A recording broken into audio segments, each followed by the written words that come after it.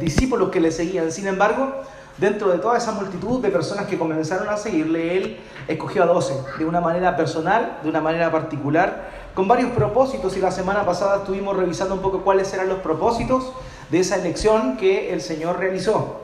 Vimos que eligió a 12 y el número 12 en particular tenía una connotación bien especial, puesto que la proclamación que Cristo hizo a la hora de comenzar a predicar era: arrepentidos porque el reino de los cielos se ha acercado.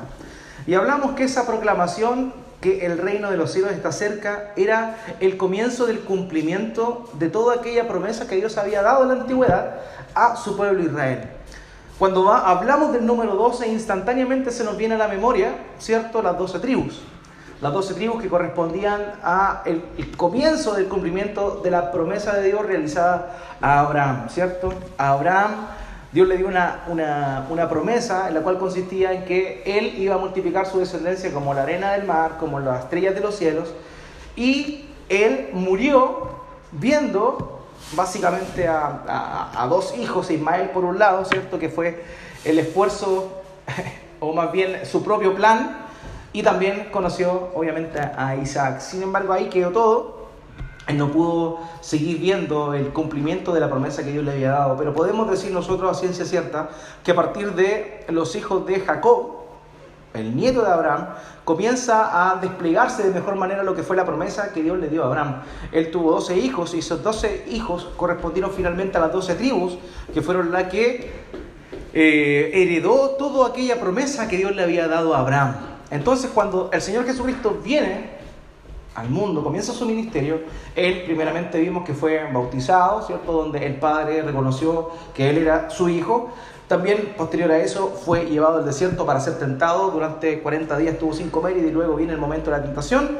Pero después de eso comienza su ministerio, comienza su proclamación del reino de los cielos, y a la vez, ipso facto, prácticamente comienza con la elección de los 12, aquellos que le iban a seguir, que le iban a acompañar en su labor de proclamación del reino de Dios. Entonces, vimos eso la semana pasada. Hablamos que si uno pudiese hacer una conciliación entre todos los relatos de los evangelios, ¿cierto?, Mateo, Marcos, Lucas, en particular, que son los evangelios sinópticos los que nos muestran cómo fue la elección de los 12, porque el evangelio de Juan no aparece eso como tal. Pero nosotros vemos ahí en los relatos de estos evangelios sinópticos, vemos cómo es que hay ciertas diferencias en nombres. Hablamos también de ello, lo que para algunos pudiese producirle complicación. Básicamente, la diferencia del nombre era en función a el idioma por el cual se empleaban los nombres. Hablamos que, por ejemplo, desde la perspectiva de los griegos, a una agrupación ultranacionalista judía se le llamaban los celotes. Sin embargo, los mismos hebreos le llamaban los cananitas. Por eso se habla de Simón el celote y se habla de Simón el cananita. En realidad se está refiriendo a la misma persona, pero los nombres de la secta o de la entidad a la cual ellos pertenecían antes del llamado al Señor se manifiesta en nombres distintos. También hablamos, ¿cierto?, de Bartolomé. Algunos piensan que era Natanael, y hicimos una pequeña conciliación al respecto de todos los nombres que parecieran ser distintos en los relatos del Evangelio.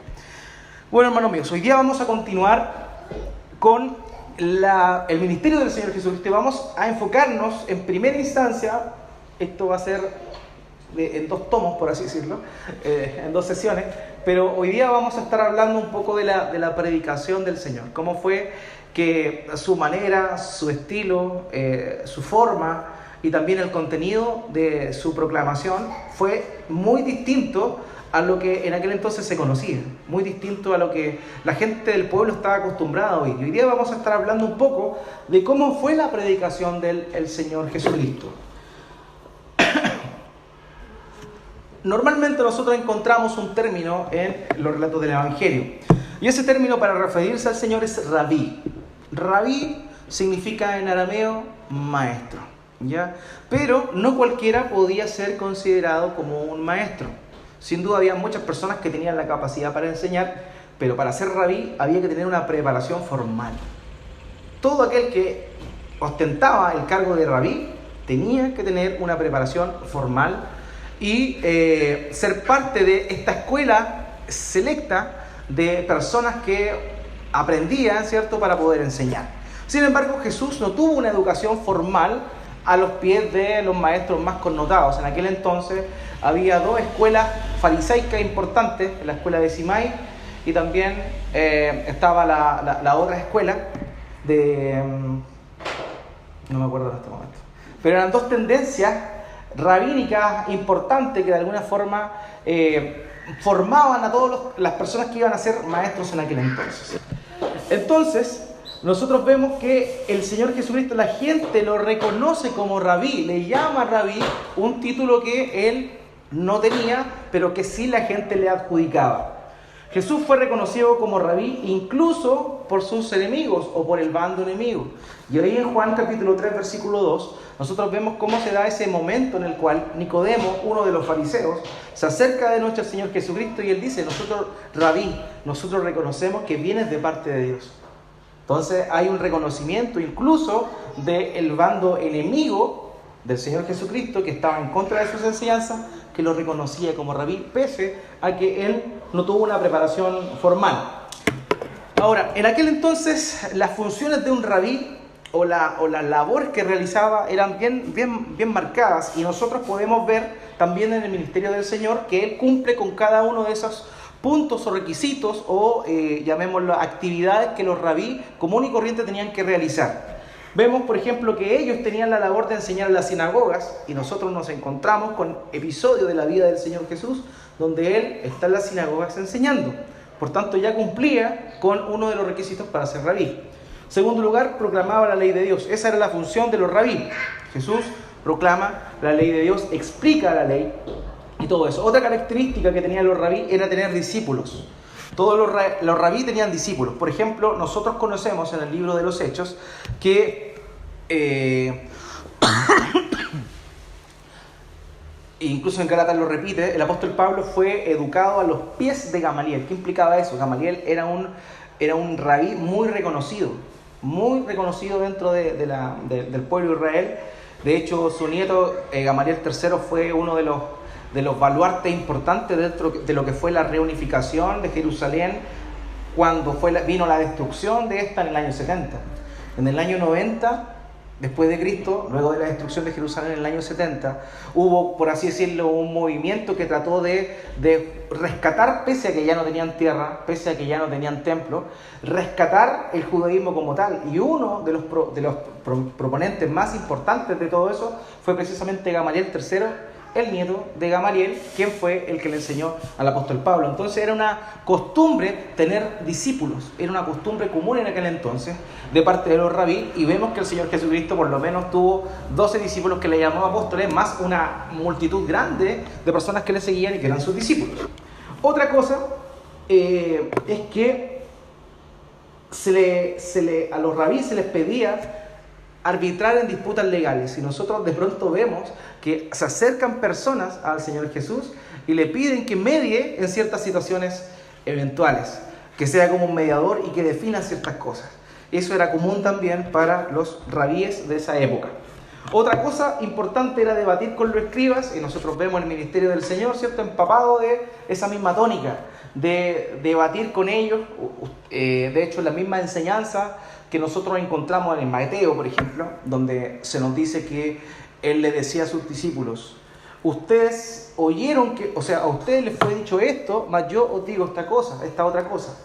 Ese tipo de enseñanza era básicamente rebatir todo aquello que el pueblo había aprendido de mano de ¿quién? De los rabíes. Entonces él constantemente se encontró en este debate contra las interpretaciones que otras escuelas tenían sobre lo que tenía que ver con la voluntad de Dios y con la palabra de Dios como tal. La otra cosa importante que nosotros vemos es que los rabí tenían una postura especial para enseñar. Por ejemplo, nosotros cuando estamos aquí en nuestra cultura occidental nos ponemos de pie para enseñar, mientras que las personas que están sentadas son las que están aprendiendo. En la cultura oriental es al revés. El que se sienta es el maestro. Solamente los maestros reconocidos podían sentarse a enseñar. No sé si usted recuerda en un momento donde el Señor increpa a los fariseos, a los escribas y a todas estas personas y le dice: ustedes se sientan sobre la cátedra de Moisés. ¿Se acuerdan de cuando él dice eso? Ustedes se sientan sobre la cátedra de Moisés. Bueno, la cátedra de Moisés era el banco donde se sentaban los maestros. O sea, ellos se sentaban a enseñar. Eso es lo que está diciendo un poco el Señor Jesús ahí. Entonces, nosotros nos encontramos con estas características que el Señor Jesús cumplía como un rabí. Por tanto, Él hacía lo que los rabíes hacían también. Ahora, otra de las cosas importantes de las labores de un rabí era usar las escrituras para explicar sus enseñanzas, ¿ya? Había una tradición que paulatinamente se fue formando en el periodo previo al Señor Jesús y que continuó después de que el Señor Jesús estuvo en esta tierra. Y normalmente lo que hacían estos escribas, y en particular los rabíes, los maestros, era utilizar las escrituras no para enseñar las escrituras, sino más bien sus enseñanzas las avalaban con las escrituras. Era como al revés. Normalmente uno entiende que lo lógico es mostrar las escrituras y explicar lo que dicen las escrituras. Pero ellos hacían lo contrario. Ellos daban sus enseñanzas y empleaban ciertos pasajes de la Biblia para poder respaldar lo que ellos estaban diciendo. Entonces, esa es una característica también que se daba y el Señor también lo hace. En la oportunidad pareciera que hay ciertos elementos nuevos que Él está introduciendo, pareciera, en realidad no lo son, pero que Él vuelve y ocupa pasajes de las Escrituras para poder corroborar que eso es así, o historias de las Escrituras para corroborar que eso es así. Y otra cosa importante que los rabíes tenían era utilizar figuras literarias para la memorización de sus enseñanzas. Hermanos míos, si nosotros el día de hoy conocemos las enseñanzas de Jesús, fue por lo gráfico que éstas fueron mentalmente para todos aquellos que la oyeron. Siempre Él enseñaba de una manera que el día de hoy, dentro del ámbito de la comunicación, o sea, de la comunicación y también de la educación, se llama una didáctica, una manera de enseñar. Utilizaba elementos para enseñar.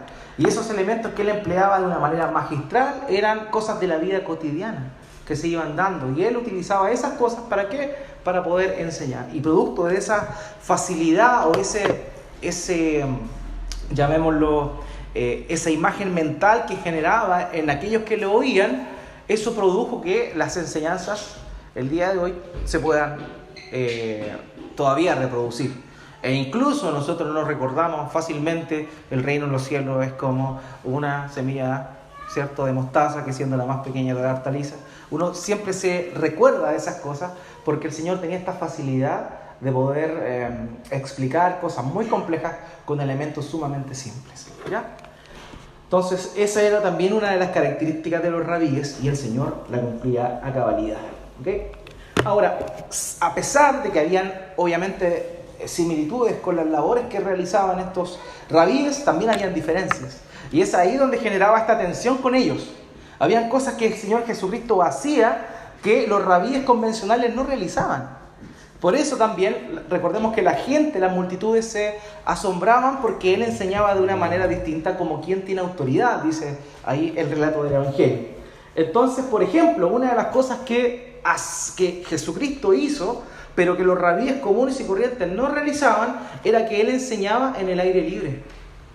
¿Ya? Los rabíes solo se limitaban a enseñar en el lugar de la enseñanza, que era la sinagoga. En la sinagoga era el único lugar donde ellos enseñaban.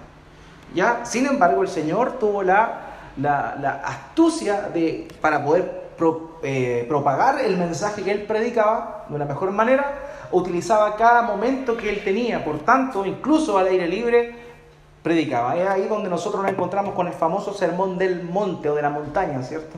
Eso era algo como novedoso en aquel entonces. Posteriormente, si nosotros lo vemos desde la perspectiva griega, eso era común, pero desde la perspectiva oriental y más específicamente judía no lo era. ¿Ya? Lo otro, la audiencia de los maestros, de los rabíes, siempre era como la gente que supuestamente estaba más, o era más religiosa, era más apegada a Dios. Entonces la gente que asistía a las sinagogas eran las personas que de alguna forma tenían la posibilidad de oír y de aprender la voluntad de Dios. Sin embargo, los más pobres, los desposeídos, las mujeres, los niños Y todas aquellas personas que eran consideradas pecadoras, como las prostitutas y también los recaudadores de impuestos, no tenían acceso a la enseñanza de la sinagoga. Ellos no podían ingresar en la sinagoga. La sinagoga era como el epicentro social y también cultural de la nación judía en aquel entonces. De hecho, si usted lo expulsaban de la sinagoga, usted corría mucho riesgo, económicamente hablando, porque si usted comerciaba, nadie le iba a comprar. Si usted no era parte de la sinagoga, en realidad eran muchas las limitaciones que tenía. Entonces, por eso, esto se daba en ese contexto, de manera que los rabíes única y exclusivamente enseñaban en la sinagoga para un grupo selecto de personas, mientras que el Señor Jesús no lo fue así, y no lo hizo así. Esa es la razón también por la que se les criticó tanto. Recuerden que le decían que él era amigo de prostitutas y recaudadores de impuestos y pecadores. Otra cosa importante es el contenido de la enseñanza del Señor, ¿ya? Como les comentaba, él se dedicó a explicar lo que la Escritura decía.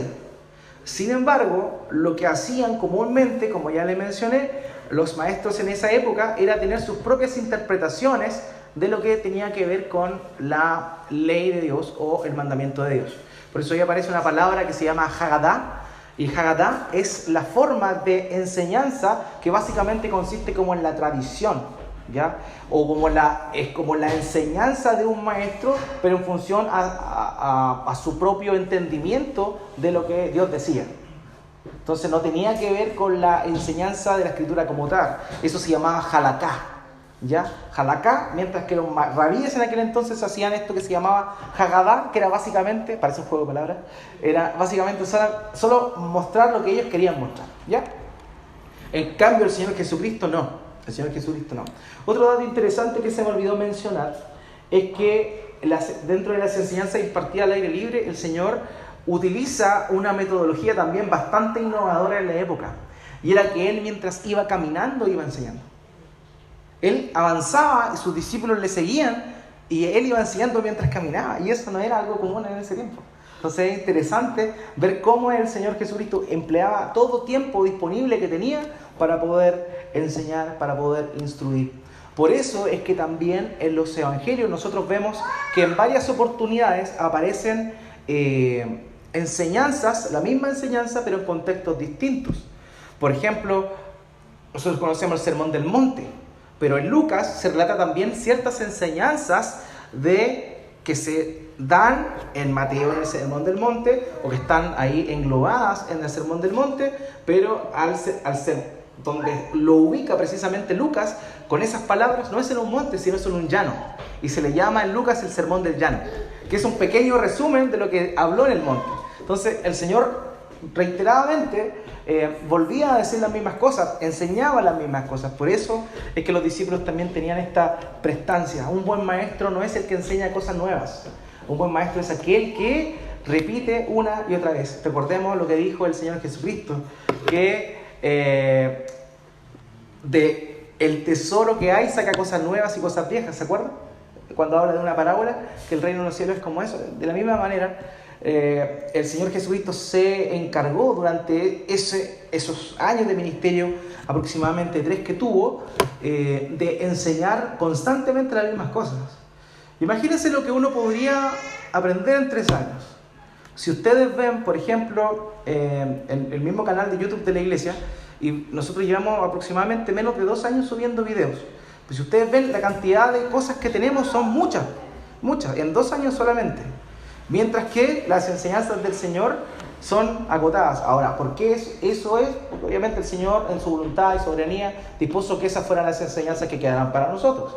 Pero por otro lado también, el Señor se encargó mucho de repetir constantemente las cosas para que quedaran en la mente de sus discípulos y pudieran cumplirlo, ¿ya?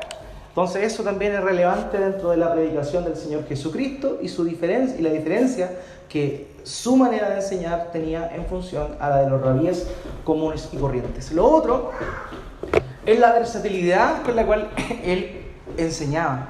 Y esto es tremendo, porque llamaba mucho la atención lo que él hacía. Ahí, por ejemplo, en Marcos 4.1 se cuenta que la multitud se agolpaba para oír su enseñanza, al punto de que para que lo oyeran y no estar, por así decirlo, ahogado entre la multitud, a los discípulos se les ocurrió la genial idea de que se subiese a una barca en el lago de Genesaret y estuviera ahí en la barca y les enseñara a los que estaban en la orilla. Entonces era tal así que la gente se reunía, multitudes se reunía para oír al Señor. Esa era su versatilidad, esa era la manera de enseñar que obviamente debe haber sido muy, pero muy atractiva. Por otro lado, nosotros también vemos que su enseñanza era tan profunda, tan espiritual y tan, llamémosla, alimentaba tanto el alma de las personas que le oían, que muchos se olvidaban de comer. Cuando el Señor realiza el milagro de la multiplicación de los panes y los peces, en ambos contextos, tanto en el de los 5.000 como en el de los 4.000, Él dice, tengo misericordia de la gente, tengo compasión de la gente, porque ya llevan 3 días y no han comido. O sea, llevaban siguiéndolo todo ese tiempo y no querían desconectarse de la enseñanza del Señor al punto de no querer comer. O sea, increíble, era como la atracción que el Señor Jesús producía en aquellos que Él escuchaban. Entonces, obviamente es interesante poder meditar un poco y ser cautivados con esta faceta de maestro del Señor Jesucristo, algo totalmente fuera de lo común y de lo normal en aquella época y en realidad siempre. Ahora, como les comentaba, una de las características que tenían los rabíes eran utilizar distintas figuras literarias para poder dar sus enseñanzas, impartir sus enseñanzas. Y aquí vamos a estar hablando de algunas de esas figuras para que nosotros podamos analizarlas y ver la riqueza en la enseñanza del Señor. Por ejemplo, hay una figura literaria que se llama el paralelismo sinónimo, ¿ya? Y ahí nosotros encontramos la famosa regla de oro. ¿Cuál es la famosa regla de oro? Pedir y se os dará, llamar y se abrirá, y todo eso. Esa es la regla de oro. Entonces, esa forma de enseñar es una figura literaria llamada el paralelismo sinónimo. También está el paralelismo antitético. Por ejemplo, cuando dice la lámpara del cuerpo es el ojo. Si tu ojo está en tinieblas, todo tu cuerpo estará en tinieblas. Entonces, para explicar una cosa, utiliza otra. Y ese es el paralelismo antitético. También está el paralelismo progresivo, donde lo vemos cuando él dice: el que recibe a este niño, me recibe a mí. Y el que me recibe a mí, recibe a mi Padre. ¿Se da cuenta que hay una progresión? Primero al niño, después a Jesús y después al Padre. Era otro el elemento, herramienta que el Señor empleaba. El paralelismo cruzado: el que se enaltece será humillado y el que se humilla será enaltecido. ¿Se da cuenta cómo? Ya. La hipérbole, esa es una exageración. Si tu ojo te es ocasión de caer, quítalo, porque es mejor entrar sin un ojo que todo tu cuerpo sea echado en el fuego eterno. También están los juegos de palabras, donde le dice: tú eres Pedro, que significa piedra, y sobre esta roca edificaré mi iglesia. Se da cuenta que emplea términos similares, utiliza un juego de palabras para poder mostrar y que a Pedro le quedase claro cuál era su nueva identidad. Los símiles, cuando él dice: ¿cuántas veces quise reunir a tus hijos como la gallina junta a sus polluelos cuando entra a Jerusalén? Dice: de la misma manera que las gallinas juntan a sus polluelos, de la misma forma yo quise reunirnos a todos ustedes, oh Jerusalén. Eso es lo que está diciendo, parafraseado un poco. También están las metáforas, ¿cierto? Ustedes son la sal de la tierra, la luz del mundo. Están los proverbios, incluso, es increíble esto, porque el ejemplo que aparece ahí, el que a espada mata, a espada muere, el Señor Jesús lo dice cuando lo están tomando preso. O sea, incluso hasta el momento en el que lo están apresando, cuando Pedro saca su espada para cortarle la oreja a Malco, en ese momento él sigue enseñando. Es increíble poder analizar esas cosas. El que a espada mata, a espada muere, él le dice al apóstol Pedro. Incluso en ese momento tan difícil y estresante de su vida. Los acertijos: entre los que nacen de mujer no se ha levantado mayor que Juan el Bautista. Ese es un acertijo Paradojas. Hay de vosotros escribas y fariseos hipócritas que son como los sepulcros blanqueados, ¿cierto? Por fuera están adornados, pero por dentro están llenos de inmundicia y de pudrición. Son paradojas. Comparaciones. Si vosotros siendo malos sabéis dar buenas dádivas a vuestros hijos, ¿cuánto más el Padre Celestial le dará a ustedes lo que le piden? La ironía. Hipócritas, ustedes saben distinguir el aspecto del cielo, les dice a ellos. Porque si hay nubes, significa que va a llover. Entonces dice, ustedes no saben discernir las señales de este tiempo. Entonces está haciendo una ironía. Son capaces de ver que si hay nubes va a llover, pero no son capaces de ver que todo lo que está ocurriendo ahora es producto de que el reino de los cielos se ha acercado. Eso es lo que el Señor les dice, pero lo dice de una manera bien irónica. Ahora, el uso de las parábolas entre los evangelios sinópticos encontramos entre 55 y 75 parábolas. Y usted dirá, ¿por qué entre 55 y 75? En realidad, básicamente, depende de una sola cosa. Depende de la manera en que definamos parábolas. Porque en muchas oportunidades el Señor no tan solo enseñó parábolas, sino que también hizo actos que eran parabólicos. Por ejemplo, la maldición de la higuera. Ese fue un acto que Él realizó, pero que también pudiese considerarse como una parábola. ¿Por qué? Porque tenía una enseñanza de fondo.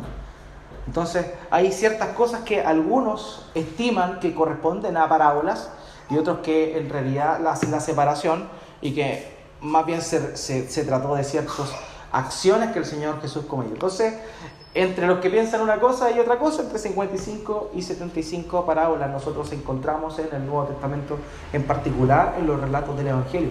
Entonces se da cuenta la versatilidad que tenía el Señor Jesús para enseñar.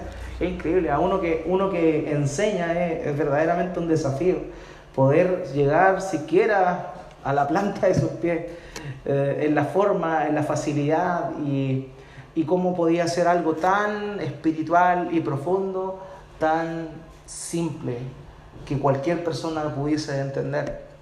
Los oyentes del Señor eran personas comunes y corrientes. Ya hablamos que básicamente la economía de aquel entonces en Judea, en Galilea, en todo ese sector, la economía se sustentaba en tres elementos básicamente. Uno era la pesca, el otro era la agricultura y el otro era el tema de la carpintería, que era lo que el Señor se dedicaba. Por tanto, nosotros nos encontramos con personas comunes y corrientes, sin preparación. Muchos de ellos no sabían leer. Es más, la mayoría no sabía leer. Entonces nosotros vemos cómo el Señor, su palabra o su enseñanza la internaliza de tal manera y con una facilidad tan increíble en la vida de sus oyentes que nunca ellos olvidaron lo que el Señor Jesús había dicho. Entonces es tremendo analizar eso. Ahora, la razón de las parábolas, ¿cierto? El Señor lo explicó, Mateo 13:14, de esa forma se cumple la profecía de Isaías que dice: cuando ustedes oigan lo que digo no entenderán, cuando vean lo que hago no comprenderán. La razón por la cual el Señor emplea parábolas era básicamente eso. El contenido de la enseñanza del Señor era bien profundo y bastante radical, pero la forma en la cual Él la impartió fue una forma tan sencilla que nunca levantó sospecha. Ni siquiera en los fariseos, y tampoco levantó sospecha en primera instancia para los romanos. Él hablaba de un reino, y no sé si usted entiende lo que implica la concepción de un reino. En ese tiempo había un reino. Y el reino que gobernaba todo el mundo conocido del Imperio Romano. Entonces, hablar de otro reino era decir que ese reino que estaba gobernando y que había sido indestructible, que nadie lo había podido parar, iba a ser derrocado, porque hablaba de un reino futuro, presente y futuro a la vez. Pero ¿por qué nunca llamó la atención de los romanos o de Pilato? Pilato podría haber dicho: en realidad este hombre está enseñando cosas que van en contra de lo que Roma ha establecido. Pero nosotros no vemos eso. Cuando llega delante de Pilato, él encuentra que no hay nada malo en él. ¿Por qué? ¿Por qué razón? Porque lo que él hablaba, la forma de enseñar, era tan sencilla pero tan profunda a la vez que las personas que supuestamente tenían una capacidad intelectual más elevada no podían comprender. Él estaba hablando del reino de los cielos. Ellos nunca pensaron que ese reino era aquella mención que se hace en Daniel, ¿cierto? Capítulo 2, cuando se ve esta imagen tremenda, ¿cierto? Con los reinos del mundo y una roca que es cortada de un monte, ¿cierto? Un monte que es cortado y que es arrojado y destruye todos los reinos de la tierra. Ese reino que hablaba el Señor Jesús era el cumplimiento de esa promesa, de esa profecía que había sido dada a Daniel. Entonces se da cuenta cómo era bastante fuerte el mensaje que él estaba proclamando. Sin embargo, a la hora de hablarlo o de enseñarlo con cosas tan sencillas como el reino de los cielos es como un sembrador que salió a sembrar, la gente no se daba cuenta de la profundidad de lo que él estaba diciendo. Entonces, es tremendo esto, hermanos, y para analizarlo, para meditarlo, para ver cómo fue la enseñanza del Señor. Y para admirarnos y también imitarle en aquello. Todos podían entenderle. El Señor dice, dejen que los niños vengan a mí. ¿Por qué? Porque su lenguaje, su manera, podía ser entendida fácilmente por un niño. De pronto nosotros empleamos términos súper rebuscados para poder enseñar algo simple, cuando en realidad el Señor Jesucristo enseñó con cosas. ¿Quieren ver algo imposible? Para explicar la imposibilidad no empleó ningún elemento majestuoso que la gente quedara sorprendida, sino simplemente les dijo, de la misma manera que un camello puede entrar por el ojo de una aguja, un rico puede ser sano. Tan sencillo como eso. Hasta un niño entiende la idea de lo que está diciendo. Entonces es un llamado también a nosotros a ser simple, sencillo. La presentación del Evangelio, la predicación del Evangelio es algo sencillo, no algo complejo. Todavía hay personas que no dicen, pero ¿cómo explico el Evangelio? ¿De dónde parto? Hermano, no hay que complicarse, el Evangelio es sumamente sencillo. Es la buena noticia de que estás mal, de que estás muerto en tus delitos de pecado y que vas al rumbo a la destrucción, pero que el Señor Jesucristo vino a pagar el precio para que tú, si te arrepientes, si crees en Él, no tengas que pasar por eso. Tan sencillo como eso. Obviamente hay más detalles, pero es tan sencillo como eso. Simplemente a nosotros nos complica tanto hablar del Evangelio. Para el Señor no fue así. Y eso, hermanos míos, sería el estudio de este día.